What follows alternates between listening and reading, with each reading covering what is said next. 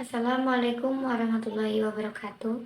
Perkenalkan, kami dari kelompok 4 yang beranggotan 6 orang.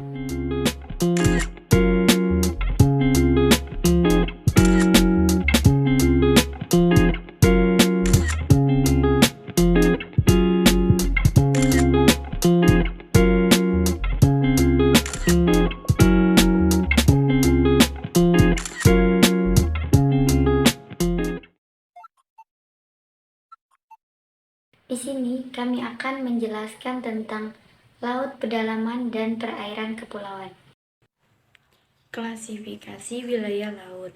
Negara-negara yang sedang berkembang akan terus berusaha melakukan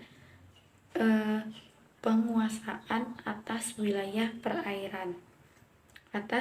perairan, khususnya laut, guna memperluas yurisdiksi untuk melindungi kepentingan-kepentingannya, serta kemajuan teknologi yang semakin pesat mendorong keinginan untuk mengelola dan memanfaatkan sumber daya alam yang akan memberikan keuntungan bagi suatu negara.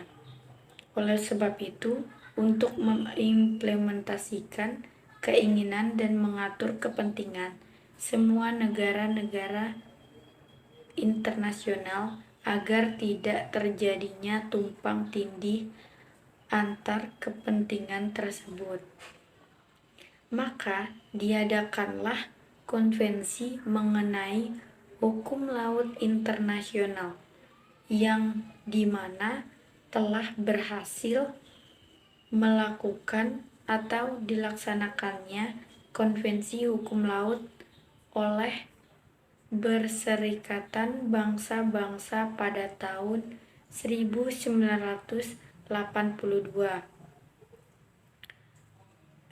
atau United Nations Convention of the Law on the Sea pada tahun 1982. Salah satu ketentuan UNCLOS 1982 adalah mengatur terkait batas-batas maritim. Dalam melakukan pembatasan tersebut, menggunakan penarikan garis pangkal atau basilines dengan jarak yang telah diatur di dalam UNCLOS 1982. UNCLOS tahun 1982 mengatur pembagian laut yang dibagi menjadi 3 bagian, yaitu wilayah laut di bawah kedaulatan negara, wilayah laut di bawah yurisdiksi negara, dan wilayah laut di luar yurisdiksi negara. Yang pertama, wilayah laut di dalam kedaulatan negara.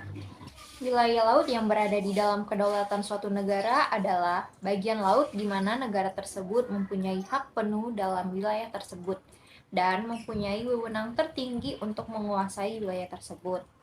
Daerah yang menjadi kedaulatan negara terdiri dari laut teritorial, selanjutnya perairan pedalaman, dan perairan kepulauan. 27 wilayah tersebut disebut juga sebagai wilayah perairan Indonesia. Hal ini juga ditegaskan dalam Undang-Undang Nomor 6 Tahun 1996 tentang Perairan Indonesia yang menyatakan bahwa perairan Indonesia adalah laut teritorial Indonesia, termasuk juga perairan kepulauan dan perairan pedalamannya. Di sini saya akan melanjutkan materi yang telah dijelaskan oleh teman saya terlebih dahulu tadi. Nah, di mana saat ini saya akan membahas tentang perairan pedalaman atau kita dengan mengenal internal waters. Perairan pedalaman adalah perairan yang terletak pada sisi darat garis pangkal laut teritorial merupakan bagian perairan pedalaman negara tersebut. Sedangkan dalam pasal 3 ayat 4 Undang-Undang Nomor 6 Tahun 1996 tentang Perairan Indonesia menyebutkan bahwa perairan pedalaman Indonesia adalah semua perairan yang berada pada sisi darat dari garis air yang terendah dari pantai-pantai Indonesia, termasuk kedalamannya seluruh bagian dari perairan yang terletak pada sisi darat dari suatu garis penutup. Dengan demikian, muara sungai, teluk, pelabuhan, alur laut, serta pulau timbul tenggelam pada perairan pedalaman ini, negara pantai mempunyai kedaulatan penuh atasnya. Pada prinsipnya, negara lain tidak dapat menikmati hak lintas damai di wilayah ini. Namun, jika perairan pedalaman tersebut terbentuk dikarenakan adanya penarikan garis pangkal lurus, hak lintas damai dapat dinikmati oleh negara lain di perairan tersebut. Nah, untuk materi selanjutnya, kami akan membahas tentang perairan kepulauan, yang dimana akan dijelaskan oleh teman saya. Perairan kepulauan. Sebagai konsekuensi dari penarikan garis pangkal kepulauan, melahirkan persoalan mengenai perairan laut yang berada di sisi dalamnya. Pasal 48 UNCLOS ayat 1 dan 2 menyatakan bahwa kedaulatan negara kepulauan meliputi perairan yang ditutup dengan garis pangkal kepulauan yang ditarik sesuai dengan ketentuan yang terdapat dalam pasal 47 UNCLOS 1982. Disebut juga sebagai perairan kepulauan, tanpa memperhatikan kedalaman atau jarak dari pantai. Kedaulatan ini juga meliputi ruang udara yang berada di atas perairan kepulauan, dasar laut, dan juga tanah di bawahnya, serta sumber kekayaan yang terkandung di dalamnya. Perairan kepulauan adalah perairan yang ditarik oleh garis pangkal kepulauan yang ditarik dari titik-titik terluar pulau utama dan suatu daerah di mana perbandingan daerah perairan dengan daerah daratan adalah 1:1 dan 9:1. Kepulauan yang diakui dalam UNCLOS 1982 meliputi Coastal Archipelago dan Mid-Ocean Archipelago. Coastal Archipelago dapat menarik garis pangkal lurus dalam menentukan garis pangkalnya, sedangkan Mid-Ocean Archipelago dapat menarik garis pangkal kepulauan dalam menentukan garis pangkalnya. Nah, selanjutnya, dalam menentukan suatu garis pangkal di kepulauan telah diatur di dalam pasal 47 UNCLOS tahun 1982 yang menyatakan bahwa panjang garis pangkal tersebut tidak boleh melebihi 100 mil dari laut, kecuali 3% dari jumlah keseluruhan garis pangkal yang mengelilingi setiap kepulauan dapat melebihi panjang sampai maksimal 125 mil dari laut. Penarikan garis pangkal tidak boleh ditarik dari elevasi surut atau low tide elevation, kecuali terdapat mercusuar atau instalasi permanen yang jaraknya tidak melebihi lebar laut teritorial yaitu 12 mil. Setelah menggunakan atau menarik garis pangkal kepulauan, berdasarkan ketentuan tersebut, baru dapat ditentukan mana yang menjadi perairan kepulauan negara yang bersangkutan, di mana perairan kepulauan adalah perairan yang ditutup oleh garis pangkal kepulauan tanpa memperhatikan kedalaman atau jarak dari pantai. Pada perairan kepulauan ini, negara kepulauan mempunyai hak dan kewajiban yang diatur di dalam UNCLOS 1982. Dalam pasal 51 ayat 1 dan 2 UNCLOS 1982 diatur atas perjanjian yang berlaku antara negara kepulauan dengan negara lain mengenai objek maupun pelaksanaannya terkait dengan perairan kepulauan.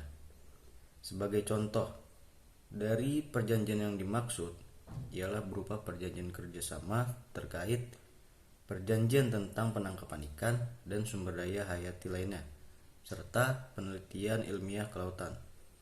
Mengenai hak lintas damai, dijelaskan di dalam pasal 52 ayat 1 UNCLOS 1982 bahwa setiap kapal dari semua negara dapat menikmati hak lintas damai di wilayah perairan kepulauan.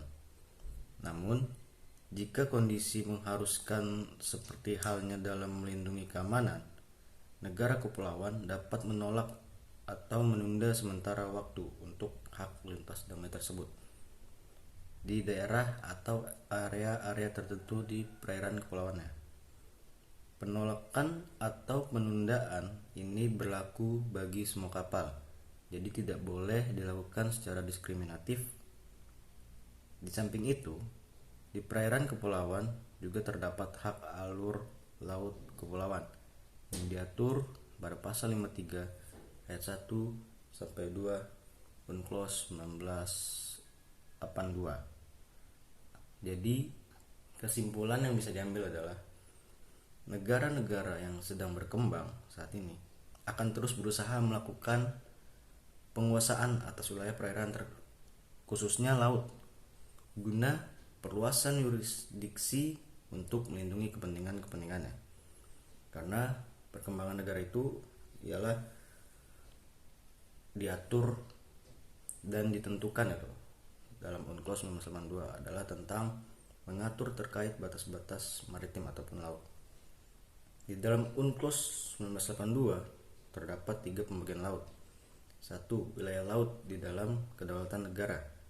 Yang dimaksud adalah bagian laut yang dimana negara tersebut memiliki hak penuh atas laut tersebut. Yang kedua, perairan pedalaman atau internal waters. Perairan yang terletak pada sisi datar garis pangkal laut teritorial. Itu yang dimaksud dengan perairan pedalaman. Yang ketiga, perairan kepulauan atau archipelagic waters. Semua perairan yang terletak pada sisi garis pangkal lurus kepulauan tanpa memperhatikan kedalaman atau jarak dari pantai. Mungkin cuma sedikit itu penjelasan dari kami. Sekian dan terima kasih.